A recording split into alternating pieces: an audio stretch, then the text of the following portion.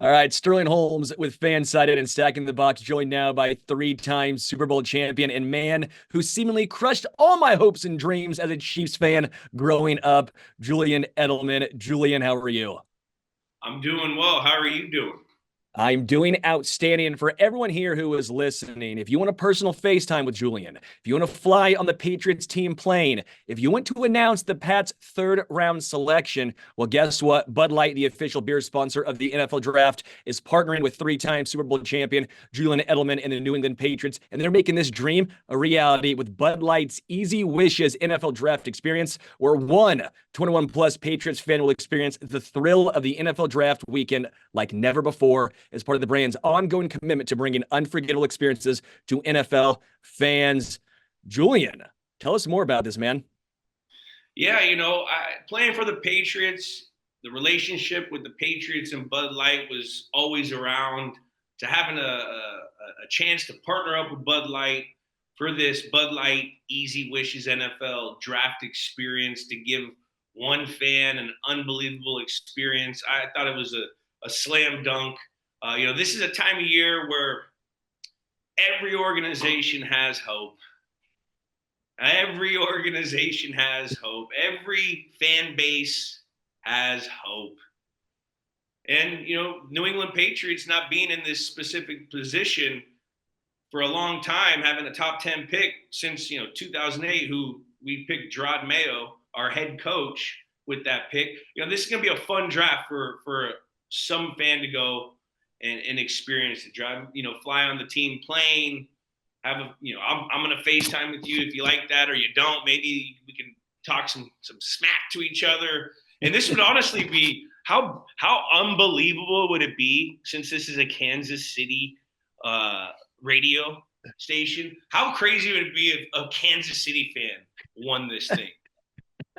What if the Kansas City fans go onto any of the Bud Light social media platforms, any of them, and just start hashtagging easy wishes, easy wishes, easy wishes, and one of the Kansas City fans gets to go, like you said, into the New England Patriots organization and have that experience with probably some Travis Kelce jersey on or a Patrick Mahomes jersey on, and kind of just rub it in our face, because when I was there, that was easy. That was easy work.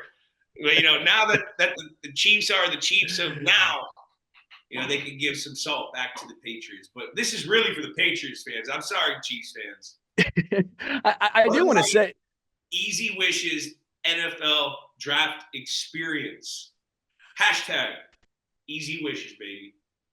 I do want to talk about the similarities and the differences, because who better to ask than you, someone who was a major part of one of the greatest dynasties throughout sports.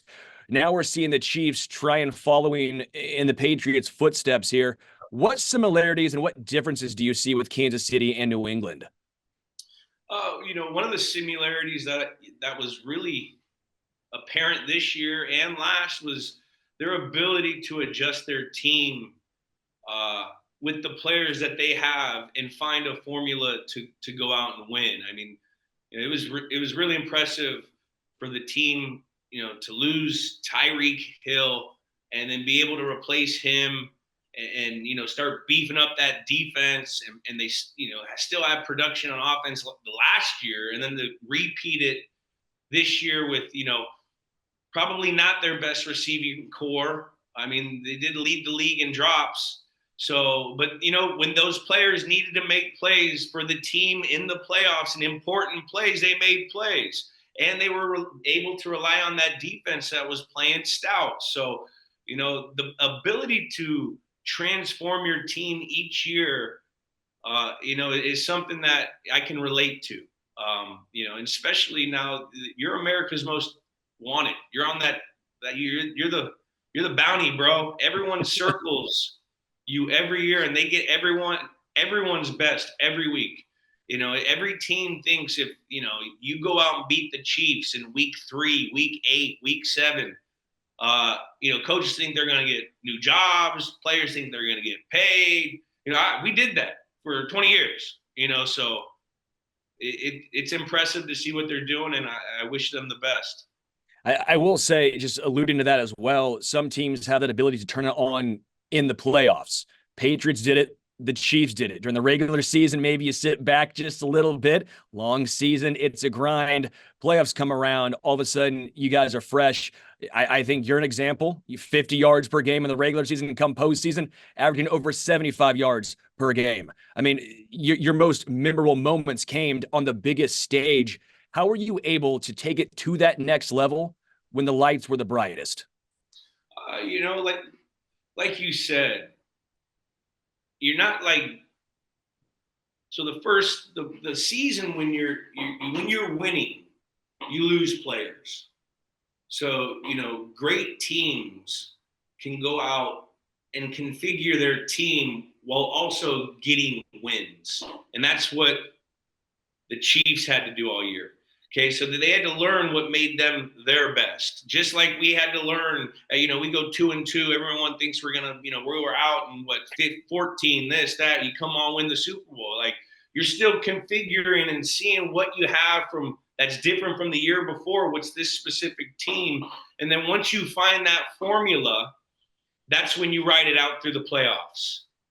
And I just so happen to be part of a lot of the formula when we needed it in the playoffs. That's when you don't leave anything in the bag. That's when you're not playing the tendency game where we're trying to run, or you're blowing teams out and you're not throwing the ball anymore.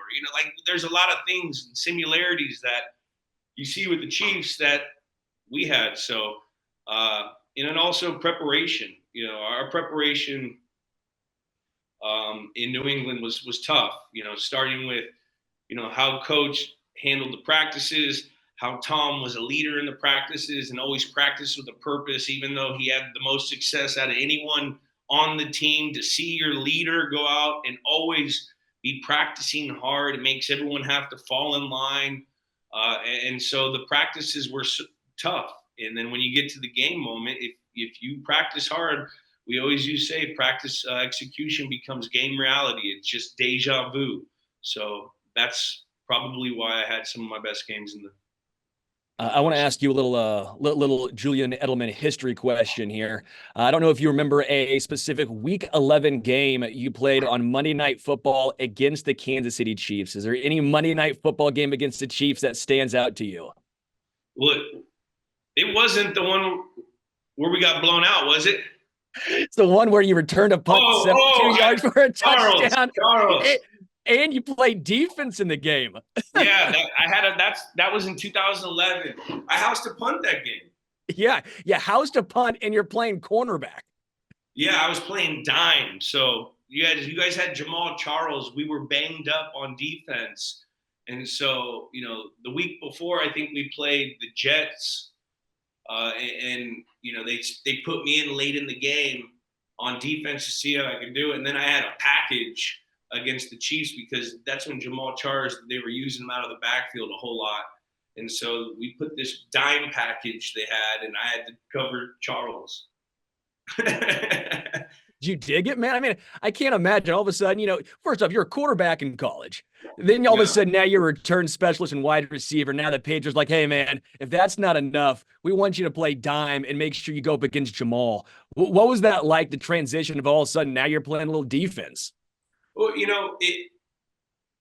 we did the same thing back when Troy Brown was there at the Patriots, and he actually had an interception.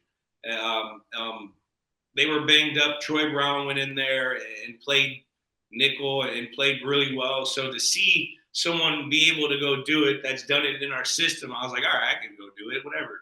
And defense was fun. Like it was hard because you have to do everything in a back pedal.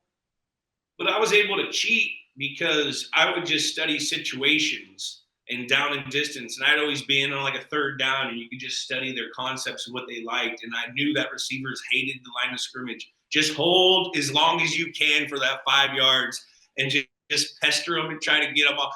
Like I would just do those types of things. The things that receivers hated, it honestly helped me as a receiver because being in the defensive back room, I would go to those meetings. You learn what they're being taught, and it helped me with my route running going forward as well. So it was a fun experience.